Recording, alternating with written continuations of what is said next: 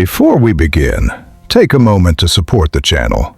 If you're interested in real crime stories, unsolved disappearances, and cases that still raise questions today, make sure to subscribe. Don't forget to like the video and share your thoughts in the comments. Your support helps keep these stories alive. Now, let's begin. Ocilla, Georgia, is the kind of small town where everyone knows everyone. On the morning of Monday, October 24th, 2005, that sense of community was about to be shattered by a mystery that would linger for over a decade. Tara Grinstead, a 30-year-old high school history teacher and former beauty queen, failed to report for work at Irwin County High School. This was wildly out of character. Colleagues grew concerned when she didn't answer her phone. A friend went to check on her at her white clapboard house on West 4th Street. What they found was unsettlingly normal, yet deeply wrong. Tara's car was in the driveway. Her purse, keys, and cell phone charger were inside the unlocked home. The lights were on. A prepared lesson plan for the day sat on the table. But there was no sign of Tara and no indication of where she might have gone. The bed appeared to have been slept in, but was not made. Most notably, the back door of the house was found unlocked. By late afternoon, with no word from her, the Ocilla Police Department was contacted and a missing persons report was filed. Tara Grinstead was a prominent and beloved figure in Ocilla. As a teacher, she was known for her dedication. As a former Miss Tifton and contestant in the Miss Georgia pageant, she was a local celebrity. Her sudden, unexplained disappearance sent immediate shockwaves through the small town. The Georgia Bureau of Investigation. The investigation began with the premise of a crime. There was no evidence Tara had planned to leave. Her personal items were all present. The unlocked back door suggested an unplanned exit or entry. Agents conducted initial interviews with friends, family, and colleagues. They learned Tara had attended a barbecue on Saturday night and a party on Sunday night.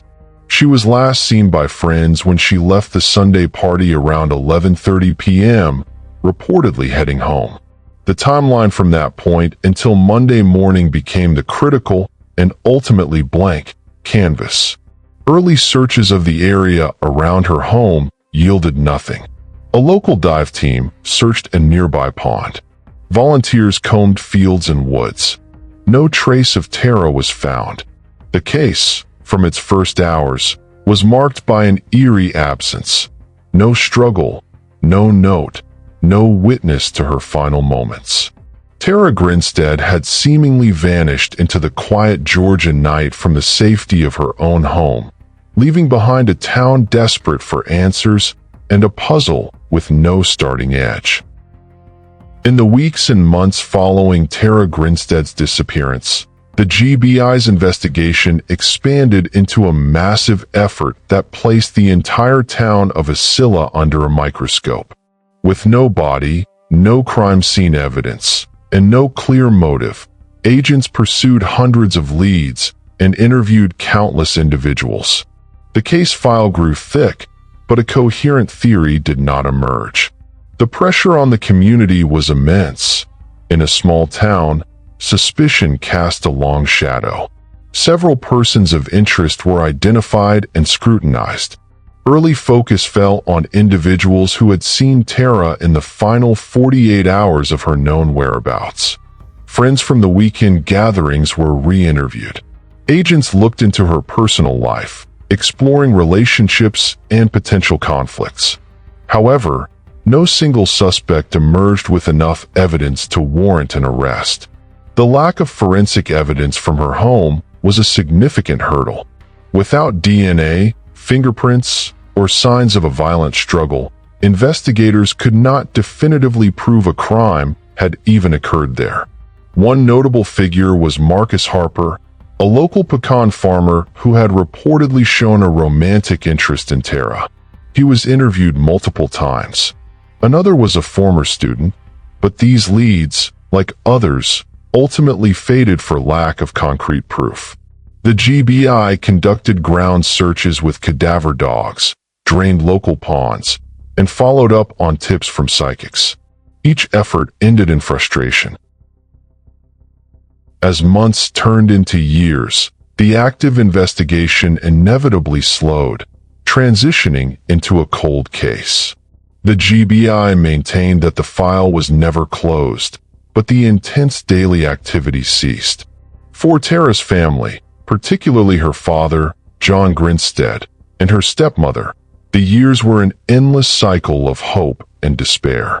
They kept her story alive in the media, granting interviews on anniversaries of her disappearance, pleading for anyone with information to come forward. The Justice for Tara, billboards, and online forums became symbols of a family's unwavering determination. The case took a bizarre turn in 2009 when a self-published ebook titled The Murder of Tara Grinstead appeared online, written by a man named John F. Head. The book presented a detailed, speculative theory but was widely dismissed by law enforcement as fiction. It nonetheless highlighted the vacuum of information and the public's hunger for an answer, however unsubstantiated. By 2010, the trail was stone cold. The prevailing theories among frustrated online sleuths and locals ranged from an abduction by a stranger to the work of someone she knew who had somehow covered their tracks perfectly.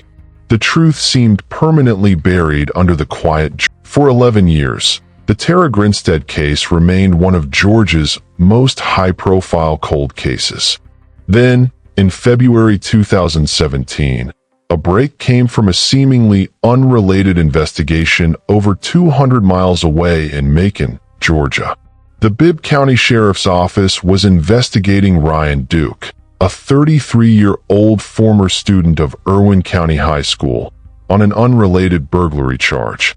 During that investigation, a startling piece of information was offered.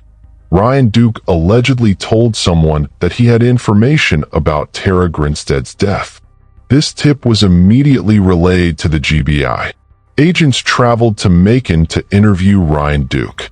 On February 23, 2017, after being read his Miranda rights, Duke provided a confession that would finally crack the case open. He stated that in the early morning hours of October 23, 2005, he and a friend, Bo Dukes, no relation, had been drinking and driving around Ocilla. Ryan Duke said he broke into Tara Grinstead's home through the back door with the intent to steal money for drugs. He claimed he was surprised by Tara, who confronted him. A struggle ensued, and he stated he accidentally knocked her unconscious and then strangled her.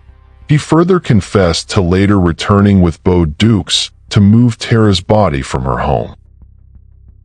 According to Ryan Duke's confession, the two men used Tara's own vehicle to transport her body to a pecan orchard owned by Bo Dukes' family. There, they burned the body in a makeshift pit. This account provided a horrific explanation for the complete lack of remains. Following this confession, Ryan Duke was charged with felony murder, burglary, and other counts. Bo Dukes was charged with concealing a death, hindering apprehension, and tampering with evidence.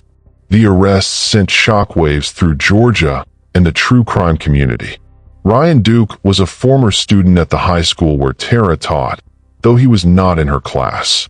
Bo Dukes was a former Irwin County High School graduate. The notion that the crime was not a premeditated act by a known stalker, but a burglary by a former student that escalated into violence, was a theory that had not been prominently considered during the public speculation over the years.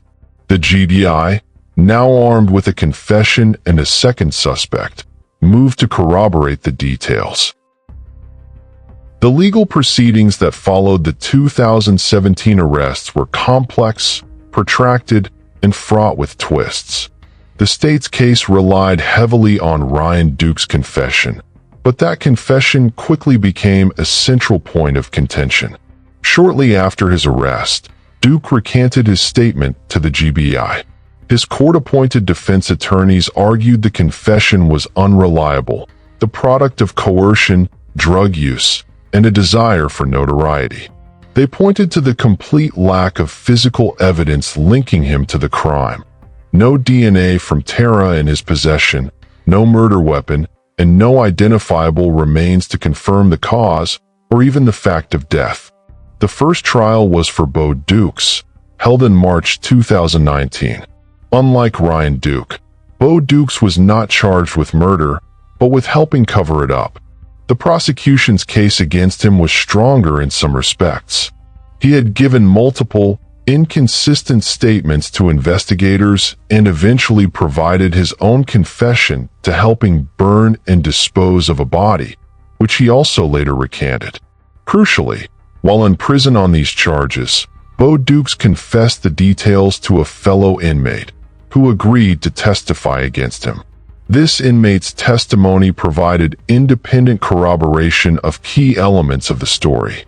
A jury found Bo Dukes guilty on all counts, hindering the apprehension of a criminal, concealing a death, and tampering with evidence. He was sentenced to 25 years in prison. The trial of Ryan Duke for the murder of Tara Grinstead began in May 2022, after years of delays. The prosecution faced the difficult task of proving murder without a body or direct forensic links. Their strategy hinged on his detailed confession, which included specific knowledge of the interior of Tara's home, and on the testimony of Bo Dukes.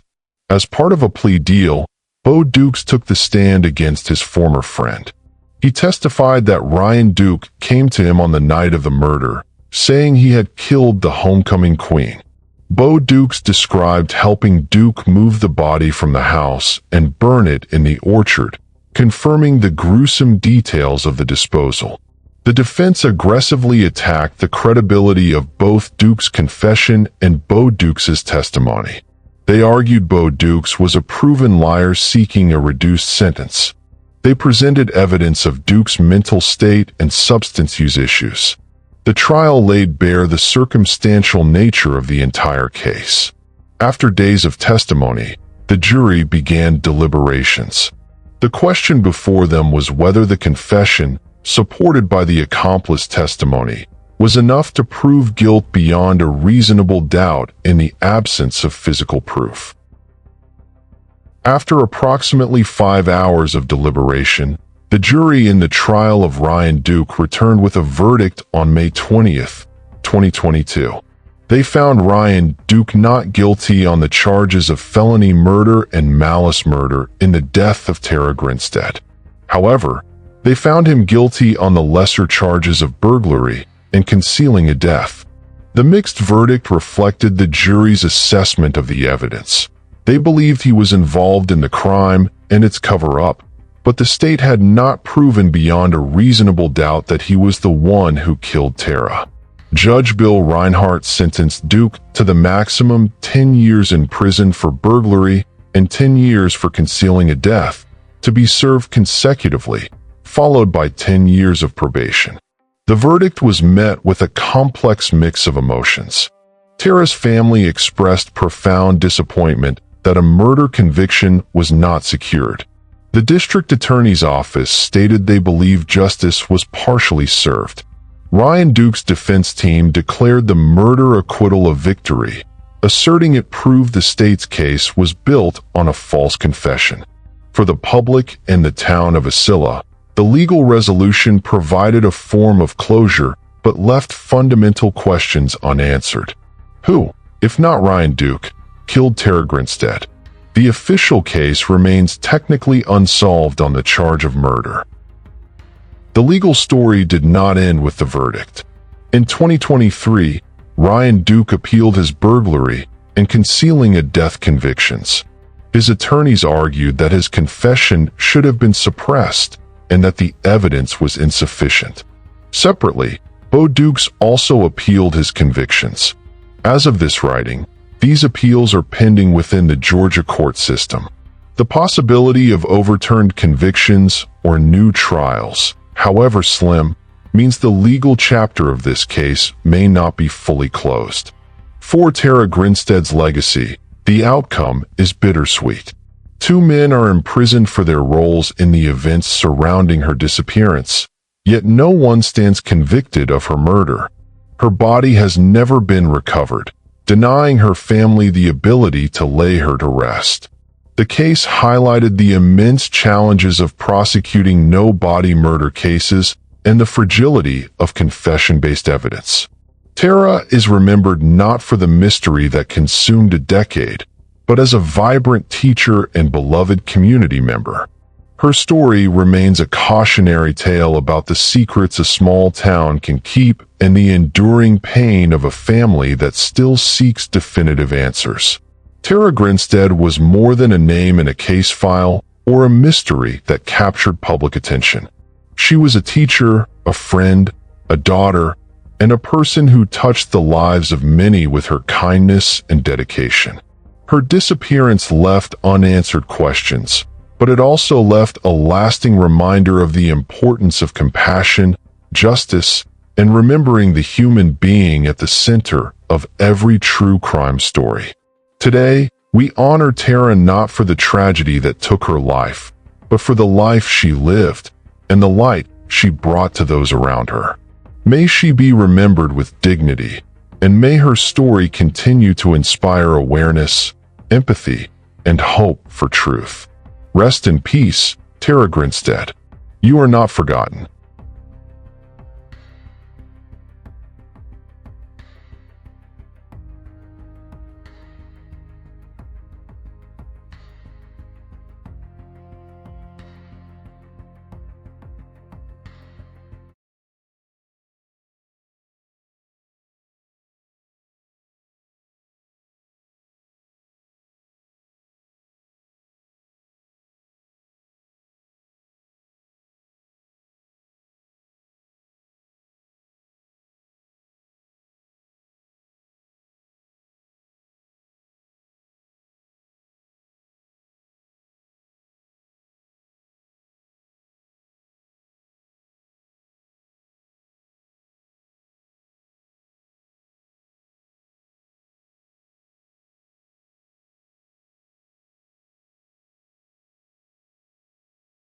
If you want to keep uncovering the mysteries that linger in the shadows, don't forget to subscribe. Your likes help these cases reach more investigators, and your comments might just be the clue that leads to the truth. Stay curious and stay vigilant.